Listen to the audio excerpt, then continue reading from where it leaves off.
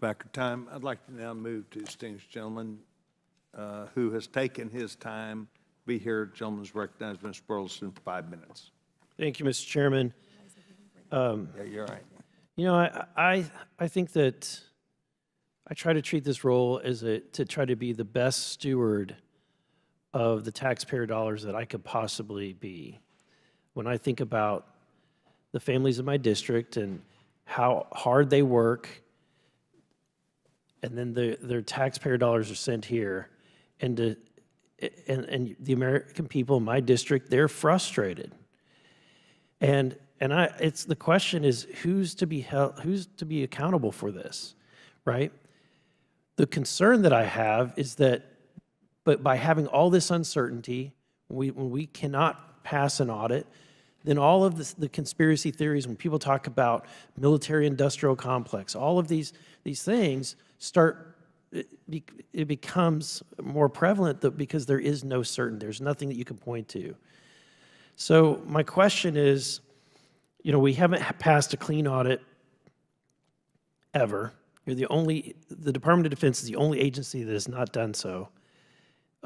Congress has mandated that DOD achieve a clean audit by December 28th of 2028. So my question to each one of you on the panel is, do you think that will happen? It's a great question. I know there's a lot of concern expressed about that date, and can we meet that date? It will definitely be a challenge. But I believe if we have a couple of key elements in place, I think we can do it. Leadership commitment is first and foremost. More important even than the resources is the sense of priority that our leadership has to have on this. I do feel comforted over the last 2 years, the last 3 years really. Secretary Austin and Secretary take this very seriously. They have issued, and I know I think I've shared some correspondence with both the chairman and the ranking members team on some of the things that they have done in getting not just the financial management folks like myself that are here today, but it's going to require effort from all of the functional areas, the acquisition functional area, the chief information officer, folks from human resources. It is an all hands on deck. Just like we gave the example of the Marine Corps and the great success they had this year, very hard work. But the Commandant and the ACMAC from the Marine Corps, the Assistant Commandant, required everybody to be a part of everybody's business. It was that profound, and he was very, very adamant about that. We will require that same tone at the top at the department level. So the resources. The other thing I'm excited about too recently is technology. We've utilized, we haven't talked much about it today, but Advana is an example, is a platform, a data platform that helps us better remediate, identify where our problem areas are, the areas that need reconciliation, and to remediate those things. And so we're utilizing some of that.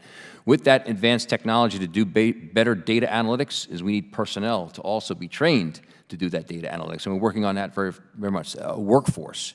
In addition to the systems, in addition to the tone at the top, is we have to have quality professional people to do this. And we're working toward that, making sure we're developing professional competencies within our financial management workforce, but also logistics and acquisition as well. So they are all trained on the importance of audit. Mr. Mansfield, do you believe that there will be a clean audit by 2028? So, you know, our role as the Inspector General is to perform the audit, and so I'm very hesitant to make any predictions before we've actually done the work. So I'm going to kind of refrain from saying whether they will pass or not. What I would echo is what Mr. Steffen said. There's a lot of work to do before they get there. And I would also add the department, as much as it's making progress and has, I think, a solid tone at the top at this point, does have a history of sliding expectations and goals to the right. And so it'll be a difficult and uphill battle for the department, although I think they're committed to it, but it still waits to be seen, and we'll have to do the actual audit work before I can give you an opinion on whether they'll pass or not. Okay, Mr. Khan. I think there will be early indicators whether or not they can meet that timeline. The system is going to drive that, having compliance system across the department. They have to be in place, in our view, by the end of fiscal year 2026, so that they can begin to process transactions in 27 and 28 to be able to reach an opinion by that date. So we will know, we perform oversight of the DOD. So as we do our work, we'll have good indication as to how the progress is going and what the path to auditability looks like, and if those timelines can be met. Okay, so Mr. Stevens, is it Steffens or Steve? Sorry. You said that it's going to take a commitment from leadership. And then you said the current, the current leadership is committed. If they're committed, why are we not there yet? I think we're making progress, and obviously we've been under audit now for full financial statement audit for 6 years, over 6 years into our 7th I think year. like the American people who are listening, they would wonder, it's been 6 years. That shows there hasn't been any commitment. I do believe we're at an inflection point, though. I believe we're, over this last 2 years, we've been at an inflection point. The one thing, too, that was pointed out, which I think has actually energized the leadership, is the NDAA 2024 that came out with the mandate for 2028. Initially, we saw that. A lot of people looked at it as a threat. This is challenging. But I have to report to you that this has created an enormous amount of energy in the department. Every functional meeting that we have that addresses audit and financial audit remediation starts out with, team, we have a mandate from Congress for 2028. So that has been very helpful, actually. Sorry, Mr. Chairman, can I ask one more quick?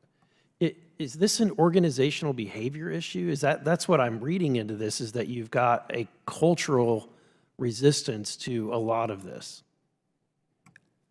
But I believe that's changing. Okay. I believe that's changing. I think there's a natural, the old Army's motto was to fight and win our nation's wars, right? But it's also, I think, even I'll take the Army as an example because I spent a lot of time in the Army. They've developed a process but we have to be accountable as well, and we have to have sound business operations. That will only help our readiness. And I think we have to instill that in our leadership, our senior leadership, operational leadership, that, hey, doing this, getting better business operations, getting more sound, getting audible will actually help readiness in the long term. That's got to be the message, and that's what I think is being received now better than it has before. Thank you. I yield back.